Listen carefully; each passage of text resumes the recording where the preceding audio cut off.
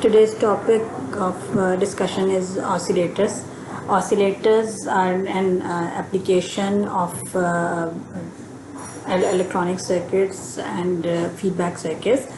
An oscillators operation and analysis will contribute to our course learning outcome of one, that is analysis of electronic devices and principles, and also to the program learning outcome 2 of your engineering program. The topic is discussed in detail in chapter 13 of and chapter 14 of your recommended textbook of electronic devices and circuit theory by Boylsted, and the recommended audios are also going to be shared in the week plan and also on the Microsoft Teams, and you can also go through the oscillator operation in the book of electronic devices by Floyd, and also from electronic devices by Bogart, from your recommended reference books for the course. Oscillators are the circuit in which the output signal does not damp or does not die down with the time, and the response of the circuit does not reach its steady state, or the gain of the circuit is less than unity in case of oscillator operation.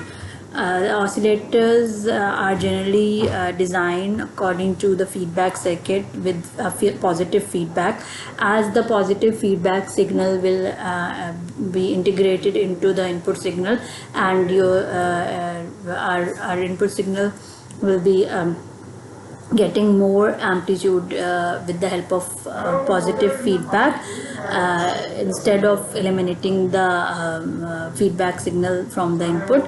So this increased amplitude will increase the amplitude of the output signal, and so oscillation amplitude will also be increased, and at the end we will get an oscillating circuit or oscillating waveform at the output of the circuit. The lecture or the overall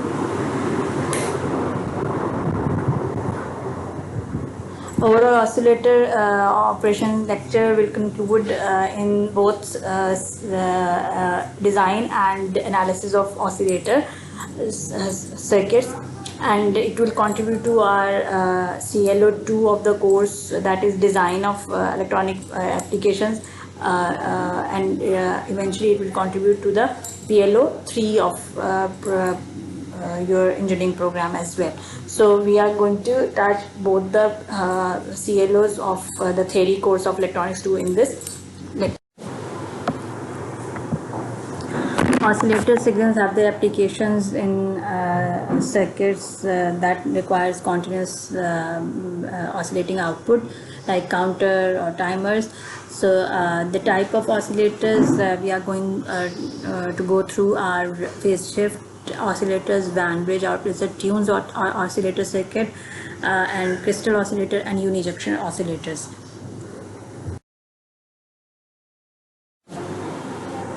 Phase shift oscillator circuits uses an RC phase shift circuit that provides a positive feedback to the circuit, and also provide a phase shift in the output. The frequency of oscillation can be determined by using this RC circuit values, that is equal to 1 by 2 pi RC under root 6. The overall gain for a positive feedback oscillator must be equal to unity, and our RC network will provide us a phase shift for a positive feedback circuit. The circuit is shown in the This is a general circuitry using a MOSFET circuit for a phase shift oscillator. Instead of using the op-amp circuit, we are using a MOSFET circuitry here, and our phase shift is provided by an RC circuit. The frequency of the circuit is already mentioned in the previous slide and also in this slide as well, and the phase shift is applied on the gate of the MOSFET or the input as an input or trigger signal for the oscillator circuit. The value of RC component will determine the frequency of oscillation, and this circuit will provide the phase shift according to the value of resistor and capacitor used. Second type of oscillator is that part of our course is Wien bridge oscillators. It uses a bridge circuit for phase shift, required phase shift in the circuit, and we must set the circuit to get an overall gain of equal to unity, and amplifier must apply us to enough gain to compensate for the losses in the resistive circuitry.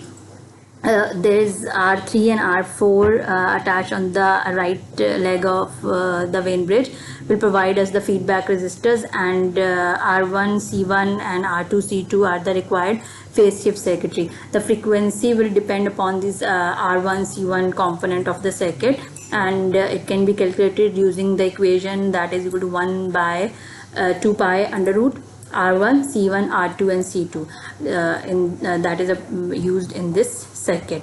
So for required oscillation circuit, we can also use this Wien bridge circuit for our application. Tuned oscillator circuits are two types of oscillator circuits we use as a tuned Colpitts and Hartley circuits. The Colpitts use a resonant circuitry with an inductor and two capacitor, and Hartley use a resonant circuitry with the inductor and one capacitor. Tuned oscillator circuits uses a LC resonant circuit or LC tank to provide us the oscillation. LC tank is applied in the transistor circuitry to provide the oscillation. For a Colpitt oscillator circuit, the LC tank is applied on the MOSFET as we can see, and there is an inductor and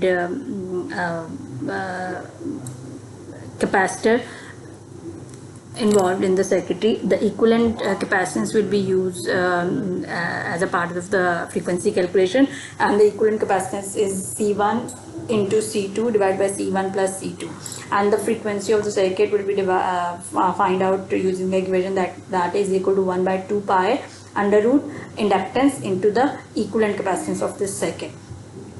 This is the general circuitry for Colpitt's oscillator circuit.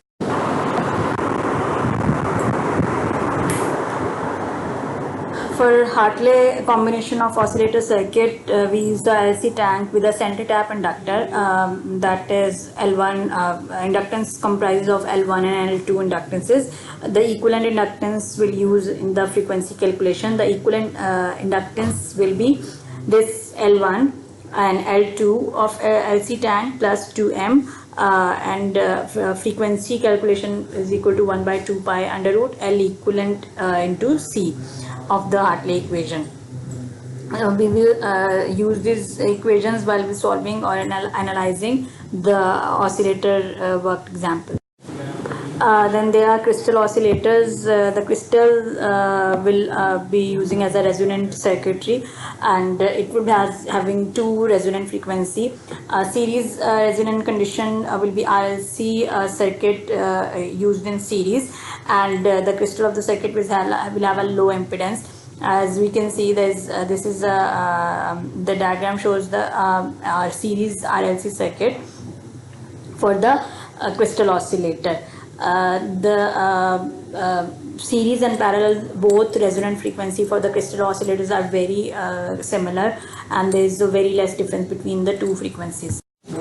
For series circuit, the RLC circuit will determine the resonant frequency, and we can see a crystal in the series with the RLC circuit in the crystal oscillators. This slide gave us a general description for parallel resonance crystal circuitry. The crystal is applied in the output as a parallel component to the output, and it has a very high impedance at the output. The crystal has a very high impedance. For a series resonant circuit, it has the low impedance circuit, and RL and CM of the circuit will decide the resonant frequency of the circuit. A unijunction oscillator is a transistor circuitry using a MOSFET, and the output frequency will be determined by the R and C capacitor and resistor on the emitter of the transistor, and log of the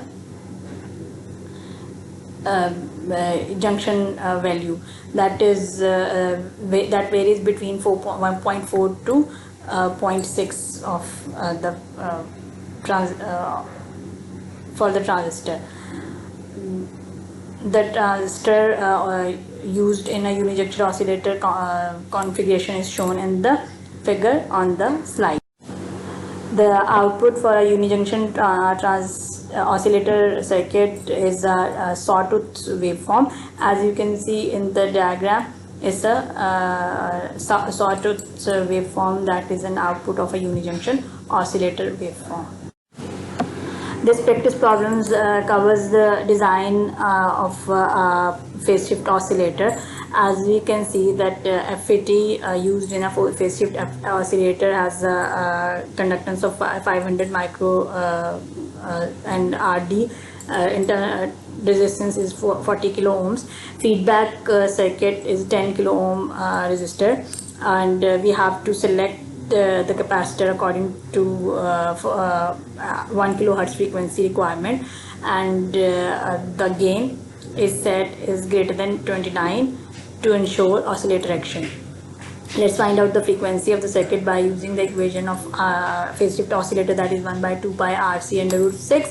We get a frequency of 6.5 nano. We get using the frequency of 1 kilohertz, we get the capacitor value, that is 6.5 nanofarad, and we solve the RL to provide a gain of, say, A is equal to 40. Let's set the gain is equal to 40, so that it must be greater than 29, and it covers the loading effects of RL as well. So RL is equal to gain divided by the conductance, so we get a RL is equal to 8 kilo ohm. So using the equation RD, we solve for RD is equal to 10 kilo ohms, and this is an analysis problem for a Wien-Bridge oscillator, and we can see that we can determine the frequency of a Wien-Bridge oscillator using RC effectors. And then the second problem is the design problem for Wien-Bridge oscillator, and all these problems and multiple more problems are going to discuss and practice in our regular online session of the week.